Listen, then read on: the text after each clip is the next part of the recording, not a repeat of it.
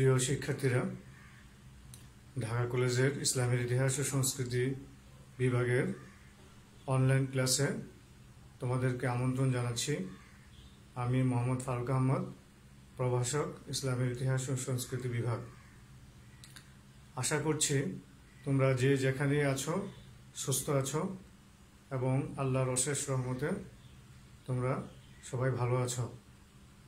তোমরা যে যেখানেই থাকো স্বাস্থ্যবিধি মেনে থাকো এবং অপ্রয়োজনীয় ঘরের বাইরে বের হও না, ঘরেই অবস্থান করার চেষ্টা করো। গত ক্লাসে আমরা পড়েছিলাম আব্বাসীয় খলিফা আল মামুন সম্পর্কে। আমরা আজকে আলোচনা করব আব্বাসীয় অষ্টম খলিফা মুতাসিম বিল্লাহ সম্পর্কে। আমরা ইতিমধ্যে জেনেছি যে খলিফা আল মামুন 833 খ্রিস্টাব্দে ইন্তেকাল করেন এবং তার পরবর্তী খলিফা হিসেবে তার ভ্রাতা আবু ইসহাক মুহাম্মদকে নির্বাচিত করে যান। স্বাভাবিকভাবেই দেখা যায় যে খলিফাদের ইন্তেকালের পর উত্তরাধিকার নিয়ে সাম্রাজ্যের মধ্যে নানান রকমের বিশৃঙ্খলা দেখা দেয় এবং নানান রকমের বিদ্রোহ এবং রাজ দরবারের মধ্যে বিভিন্ন শ্রেণী উপশ্রেণীর মধ্যে দ্বন্দ্ব দেখা যায়। তেমনিভাবে খলিফা আল মামুনের মৃত্যুর পর আব্বাসীয় খিলাফতের রাজধানী বাগদাদে পরবর্তী খিলাফতের অধিকর্তা বা খলিফা কে হবেন এ নিয়ে রাজদরবারে দ্বন্দ্ব শুরু হয়ে যায়।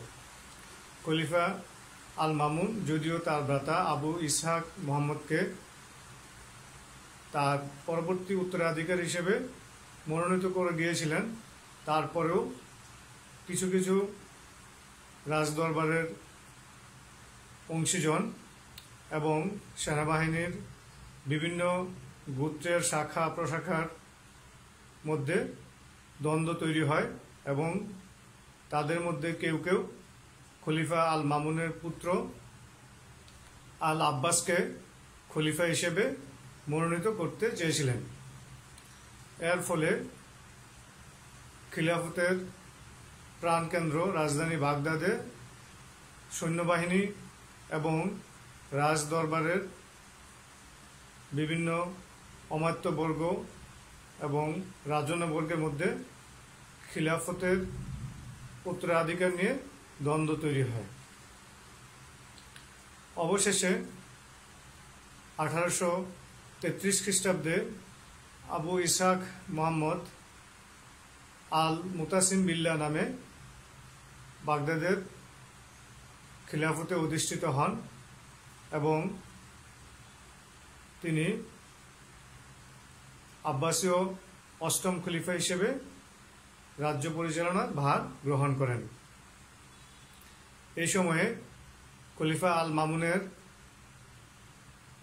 পুত্র আল আব্বাস প্রাথমিকভাবে তা গ্রহণ করতে না পারলেও পরবর্তীতে পিতার অন্তিম মুহূর্তের ইচ্ছাকে প্রাধান্য দিয়ে স্বীকৃতি দিয়ে তিনি তার চাচা আবু ইসহাক মুহাম্মদ আল মুতাসিম বিল্লাহকে খলিফা হিসেবে স্বীকার করে নেন।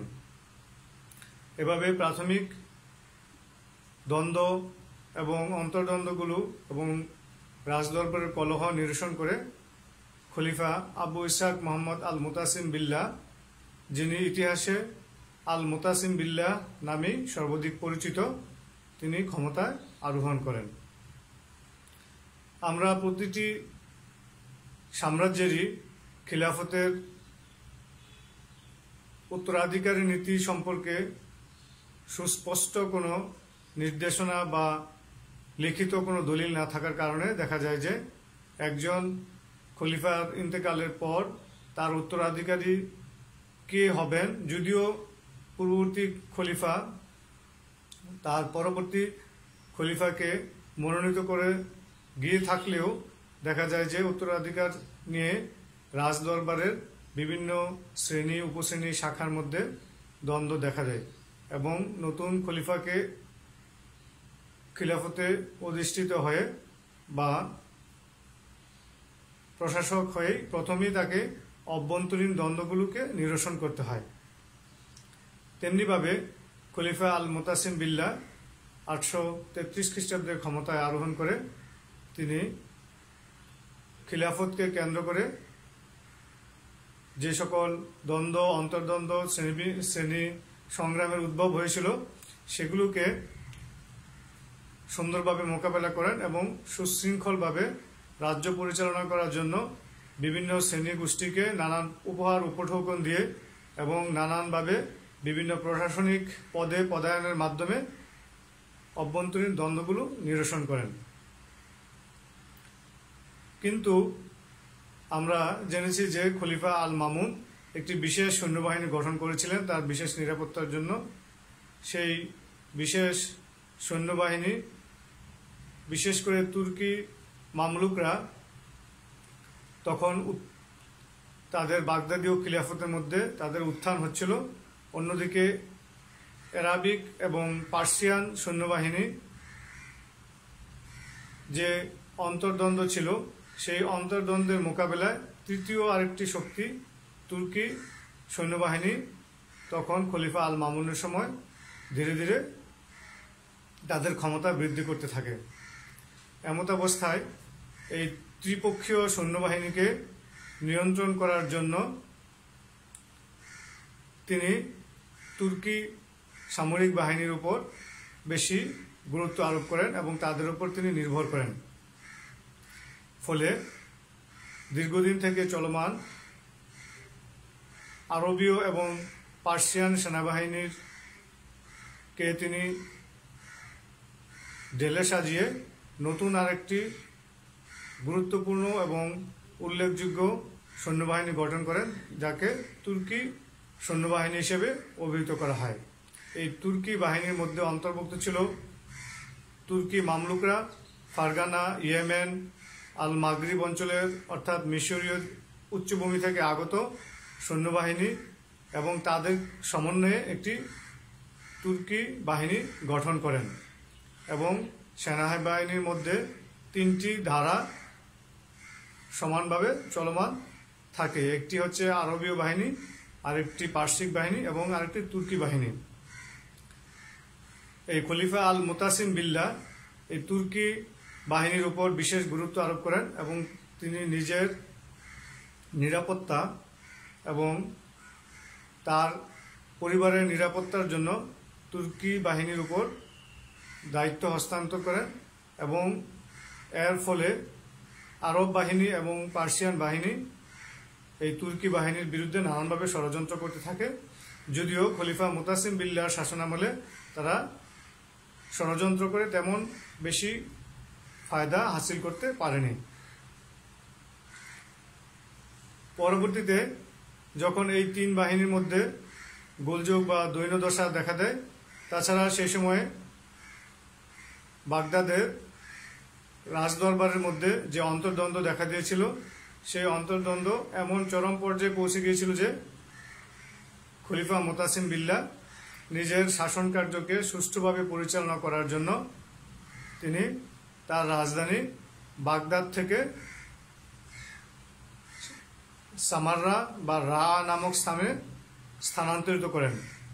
তিনি তার রাষ্ট্রীয় কার্যাবলী পরিচালনা করার জন্য যে সকল দপ্তরগুলোর প্রয়োজন ছিল সেগুলোকে বাগদাদ থেকে সরিয়ে সামাররায় নিয়ে যান এবং তিনিও সেখানে অবস্থান করেন তার পরিবার পরিজন নিয়ে। এই রাজধানীর স্থানান্তরের ফলে প্রশাসনিক কার্যক্রম পরিচালনার জন্য তিনি একটি নির্দিষ্ট গোষ্ঠীকে তার প্রশাসনের বিভিন্ন স্তরে দায়িত্ব পালনের জন্য দায়িত্ব দিয়ে থাকেন। এর ফলে দীর্ঘদিন যাবৎ বাগদাদে যে সকল রাজন্যবর্গ ছিল এই রাজন্যবর্গ খলিফার বিরুদ্ধে ষড়যন্ত্র করতে থাকে এবং তারা যেহেতু দীর্ঘদিন ধরে বাগদাদে তারা নানান রকমের সুযোগ সুবিধা গ্রহণ করে আসছিল। তাছাড়া রাজধানী বাগদাদে বিভিন্ন পেশা শ্রেণীর লোকজনের বসবাস ছিল দীর্ঘদিন যাবৎ, যারা রাজদরবারের আনুকূল্য পেয়ে আসছিল। কিন্তু খলিফা আল মুতাসিম বিল্লাহ তার রাজধানী বাগদাদ থেকে সামাররা বা রাআতে নিয়ে যাওয়ার ফলে সেই সকল সুবিধাভোগী শ্রেণী সুবিধা থেকে বঞ্চিত হয়। ফলে তারা ক্রমান্বয়ে খলিফার বিরুদ্ধে বিক্ষোভের দানা বাঁধতে থাকে। এই সময় দেখা যায় যে সাম্রাজ্যের বিভিন্ন অঞ্চলে বিদ্রোহ দেখা দিতে থাকে। ফলে খলিফা তার অভ্যন্তরীণ দ্বন্দ্বগুলোকে মীমাংসা করতে করতেই শত্রুর বিদ্রোহের দিকে মনোনিবেশ করতে হয়। এবার আমরা আলোচনা করব খলিফা মুতাসিম বিল্লাহর বহিঃশত্রু দমন বা অভিযান। যখন খলিফা আল মুতাসিম বিল্লাহ রাষ্ট্র ক্ষমতায় অধিষ্ঠিত হন, এর 3 থেকে 4 বছর পরে অর্থাৎ 1837 খ্রিস্টাব্দে দেখা যায় যে পারস্যের পূর্বাঞ্চলে ভারত থেকে আগত জাটরা খলিফার বিরুদ্ধে বিদ্রোহ ঘোষণা করে এবং তারা খলিফাকে রাজস্ব দিতে অস্বীকার করে। এই সময় খলিফা এই জাটদেরকে দমন করার জন্য পারস্যের গভর্নরকে নির্দেশ প্রদান করেন, কিন্তু পারস্যের গভর্নর জাটদেরকে দমন করতে পারেননি। ফলে তিনি কেন্দ্র থেকে সেনাবাহিনী প্রেরণ করেন এবং জাটদেরকে দমন করার জন্য নির্দেশ প্রদান করেন। এই সময়ে সেনাবাহিনীর অন্যতম সামরিক যোদ্ধা আফসিনের নেতৃত্বে তিনি 2000 সৈন্যবাহিনীর একটি দলকে প্রেরণ করেন এবং তার সাথে পারসিয়ান গভর্নরের বাহিনী যৌথভাবে মিলিত হয়ে তারা জাটদেরকে দমন করতে সক্ষম হয়েছিলেন। যখন খলিফা জাটদের দমন করার জন্য সময় ব্যয় করতেছিলেন, সেই সময়ে দেখা যায় যে বাবেকরা সীমান্তের দক্ষিণ পূর্ব অঞ্চলে খলিফার বিরুদ্ধে বিদ্রোহ ঘোষণা করে। এই সময় খলিফা তার সেনাপতি আফসানকে সেখানে প্রেরণ করেন, কিন্তু তিনি সেখানে প্রাথমিকভাবে বাবেকদেরকে দমন করতে সক্ষম হলেও তিনি যখন ফিরে আসেন তখন পরবর্তীতে বাবেকরা বাইজেন্টাইনদের সাথে মৈত্রী চুক্তি স্থাপন করে পুনরায় খলিফার বিরুদ্ধে বিদ্রোহ করেন। এবার খলিফা পুনরায় আফসিনকে বাবেকদের দমন করার জন্য প্রেরণ করেন।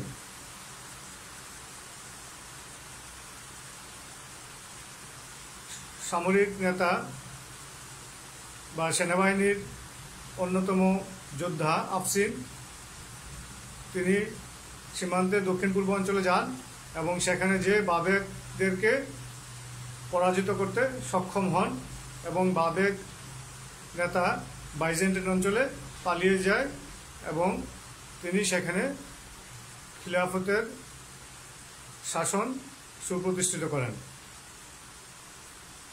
এর কয়েক বছর পর দেখা যায় যে বিশেষ করে 839-40 সালের দিকে দেখা যায় যে বাবেকরা পুনরায় বাইজেন্টাইনদের সাথে সামরিক চুক্তি করে এবং বাইজেন্টাইনদেরকে খলিফার বিরুদ্ধে বিদ্রোহ করতে এবং খলিফা অঞ্চলের পূর্ব দক্ষিণাঞ্চলের কিছু অংশ দখল করে নিতে সক্ষম হয়। খলিফা সেনাপতি আফসিনকে পুনরায় খিলাফতের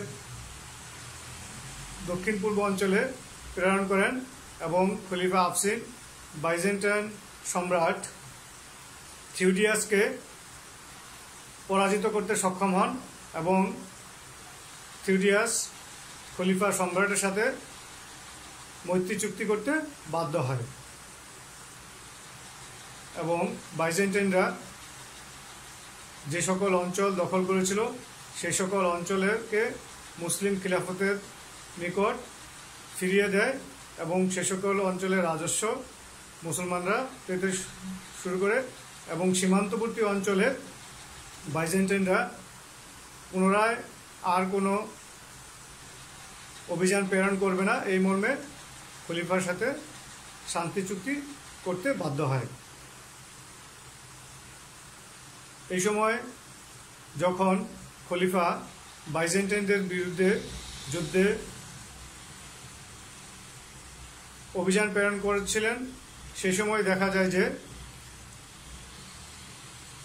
প্রধান কেন্দ্রীয় সৈন্যবাহিনীর মধ্যে বিশেষ করে যারা আরব সৈন্যবাহিনীর অন্তর্গত সেনাপতিরা ছিলেন তারা খলিফার বিরুদ্ধে ষড়যন্ত্র করতে থাকেন এবং পুনরায় খলিফা মুতাসিম বিল্লাহকে শাসন ক্ষমতা থেকে বিতাড়িত করার জন্য আরব জনগোষ্ঠীর সমন্বয়ে তারা আরবীয়দের যে পূর্ব থেকে যে অধিকার ছিল বিশেষ সুযোগ সুবিধা ছিল সেই সুযোগ সুবিধাগুলো থেকে তারা ক্রমান্বয়ে বঞ্চিত হওয়ার কারণে তারা খলিফার বিরুদ্ধে ষড়যন্ত্র করতে শুরু করেন। খলিফা মুতাসিম বিল্লাহ তার তুর্কি যে বাহিনী ছিল সেই তুর্কি বাহিনীর গুপ্তচর বাহিনীর মাধ্যমে তিনি আরব সেনাদের সেই ষড়যন্ত্রের কথা জেনে যান এবং তিনি সতর্ক হয়ে যান এবং সাথে সাথে তিনি ওই সময়ের যে সকল আরব সেনাপতিরা খলিফার বিরুদ্ধে ষড়যন্ত্র করছিল এবং ষড়যন্ত্রে লিপ্ত ছিল তাদেরকে ধীরে ধীরে তিনি ক্ষমতা থেকে সরিয়ে দেন এবং তার খিলাফতকে সুপ্রতিষ্ঠিত করার প্রয়াস পান। পরবর্তীতে খলিফা মুতাসিম বিল্লাহ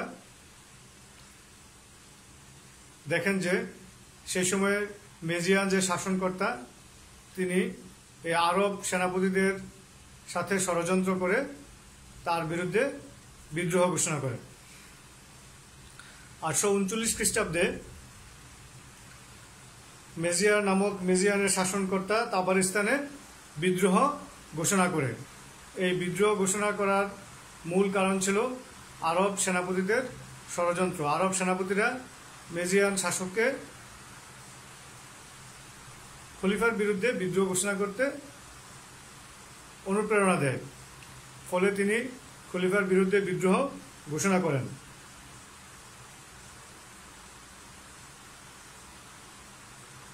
পরবর্তীতে খলিফা তার সেনাপতি আফসিনকে তাবারিস্তানে প্রেরণ করেন এবং সেখানকার মেজিয়ান শাসনকর্তাকে তিনি শায়েস্তা করতে সক্ষম হন এবং সেনাপতি আফসিন মেজিয়ান বিদ্রোহী মাজিয়াকে বন্দী করেন এবং খলিফার নিকট প্রেরণ করেন এবং খলিফা তাকে কঠোরভাবে শাস্তি প্রদান করেন। এবার সাম্রাজ্যের অভ্যন্তরীণ এবং বহিঃশত্রুদেরকে দমন করার ফলে খলিফা মুতাসিম বিল্লাহর শাসন ক্ষমতা সুদৃঢ় হয়ে ওঠে এবং তিনি সুশৃঙ্খলভাবে এবং অত্যন্ত বিচক্ষণতার সাথে অভ্যন্তরীণ দ্বন্দ্ব এবং বহিঃশত্রুর দ্বন্দ্ব এবং ষড়যন্ত্রগুলোকে নস্যাৎ করতে সক্ষম হয়েছিলেন এবং তৎকালীন আরেকটি পরাশক্তি বাইজেন্টাইন সম্রাটকে তার অধিকৃত অঞ্চলগুলো খিলাফতের খলিফাকে ফেরত দিতে বাধ্য হয়েছিলেন এবং খলিফার সাথে মৈত্রী চুক্তি করতে বাধ্য হয়েছিলেন। এভাবে খলিফা তার অভ্যন্তরীণ শত্রুদেরকে মোকাবেলা করেন এবং বিভিন্ন প্রাদেশিক শাসনকর্তারা যে যেখানে বিদ্রোহ করেছেন অথবা বিদ্রোহ করার ষড়যন্ত্র করেছিলেন, তিনি তাদেরকে অত্যন্ত বিচক্ষণতার সাথে এবং তার নবগঠিত তুর্কি সৈন্যবাহিনীর মাধ্যমে তাদেরকে দমন করতে সক্ষম হয়েছিলেন। কিন্তু এই সময়ে দেখা যায় যে বেশ কয়েকটি অভিযানে সফলতা লাভ করার ফলে সেনাপতি আফসিন নিজেকে অসীম ক্ষমতার অধিকারী হিসেবে মনে করা শুরু করেছিলেন। তাছাড়া সে সময় তুর্কি বাহিনীর অন্যান্য বাহিনীর উপরে অযাচিত ক্ষমতা প্রদর্শনের শুরু করেছিলেন।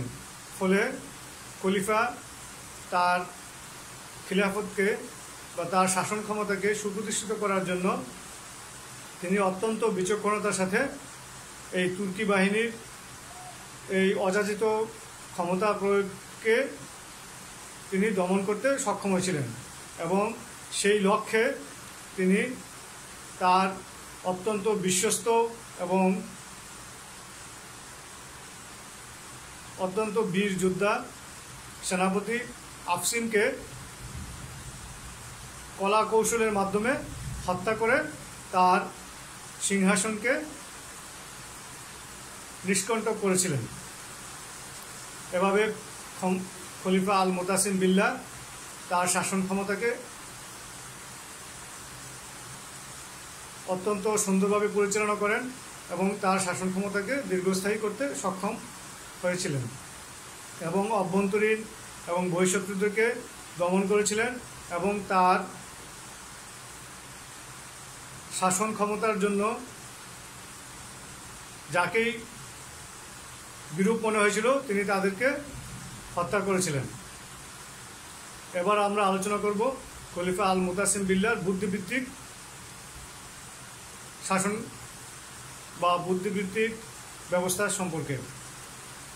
খলিফা আল মামুন তার সাম্রাজ্যে যুক্তিবাদী এবং চিন্তাশীল মুতাজিলা সম্প্রদায়কে বিশেষ মর্যাদা দিয়েছিলেন এবং তাদেরকে বিশেষ সুযোগ সুবিধা দিয়েছিলেন। খলিফা আল মুতাসিম বিল্লাহ তার ভ্রাতার সেই আবেগকে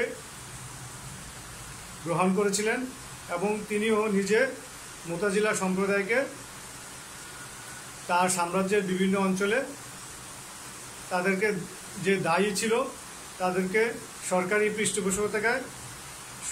পৃষ্ঠপোষকতায় তাদের যুক্তিবাদী দর্শনকে মানুষের মধ্যে প্রচার করার ব্যবস্থা করেছিলেন এবং সাম্রাজ্যের যে দলিল দস্তাবেজ এবং প্রয়োজনীয় যে শিক্ষা ব্যবস্থা সেই শিক্ষা ব্যবস্থাকে যুক্তিবাদী এবং মুতাজিলা দার্শনিক চিন্তাধারার পরিপ্রেক্ষিতে পরিচালনা করার জন্য তিনি নানান জায়গায় মুতাজিলাদেরকে বিশেষ সুযোগ সুবিধা দিয়েছিলেন।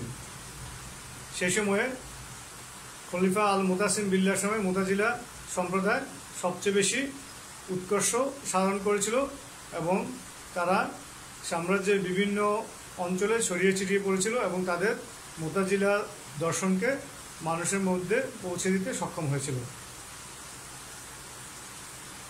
এই মুতাজিলা সম্প্রদায়কে বিশেষ সুযোগ সুবিধা দেওয়ার ফলে আমরা ইতিমধ্যে দেখেছি যে খলিফা আল মামুনের সময়ও রক্ষণশীল ওলেমা শ্রেণী খলিফার বিরুদ্ধে এবং বিশেষ করে মুতাজিলাদের বিরুদ্ধে নানান বিদ্রোহ করে। আল মুতাসিম বিল্লাহর সময়ও দেখা যায় যে রক্ষণশীল ওলেমা শ্রেণী এবং ফিকাহ শাস্ত্রবিদ, হাদিস শাস্ত্রবিদ তারা মুতাজিলাদের যে কিছু ভ্রান্ত যুক্তি ছিল, যে যুক্তিগুলোর সাথে দীর্ঘদিনের মানুষের যে বিশ্বাস, এই বিশ্বাসের দ্বন্দ্ব তৈরি হয়। এই দ্বন্দ্বের ফলে মানুষের মধ্যে, বিশেষ করে সাধারণ মানুষের মধ্যে একটি দুদুল্যমানতার সৃষ্টি হয়। এর ফলে রক্ষণশীল এবং মুতাজিলা সম্প্রদায় এর মধ্যে দ্বন্দ্ব অনিবার্য হয়ে পড়ে এবং তারা বিভিন্ন জায়গায় পরস্পরের সাথে দ্বন্দ্ব থেকে যুদ্ধে লিপ্ত হয়ে পড়ে। ফলে সমাজে কিছু অনাচার এবং অত্যাচার শুরু হয়, মারামারি শুরু হয়, ফলে সামাজিক বিশৃঙ্খলা দেখা দেয়। পরবর্তীতে খলিফা মুতাসিম বিল্লাহ এই সামাজিক বিশৃঙ্খলাকে সুন্দরভাবে দমন করতে সক্ষম হয়েছিলেন।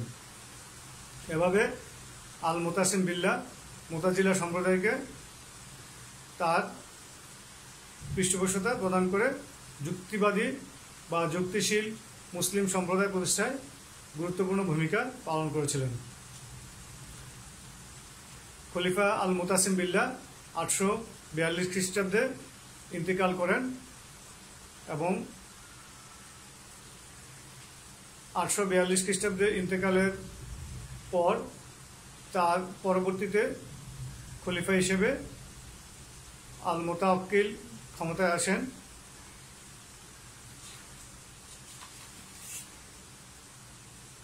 এই সময়ে দেখা যায় যে খলিফা আল মুতাসিম বিল্লাহর সময় যে বিভিন্ন সৈন্যবাহিনীর যে বিদ্রোহ এবং বিভিন্ন সৈন্যবাহিনীর মধ্যে যে অন্তর্দ্বন্দ্ব, সেই অন্তর্দ্বন্দ্বের ফলে তুর্কি মামলুকদেরকে বিশেষ গুরুত্ব প্রদান, এসবের কারণে পরবর্তীতে দেখা যায় যে মুসলিম বিভিন্ন অঞ্চলে এই সেনাবাহিনীর নেতৃত্বে বিদ্রোহ দেখা দেয় এবং মুসলিম খিলাফত, বিশেষ করে বাগদাদের আব্বাসীয় খিলাফতের ক্ষমতা ধীরে ধীরে বিভিন্ন প্রাদেশিক শাসনকর্তাদের মধ্যে বিভাজিত হতে থাকে। আজকে এই পর্যন্তই।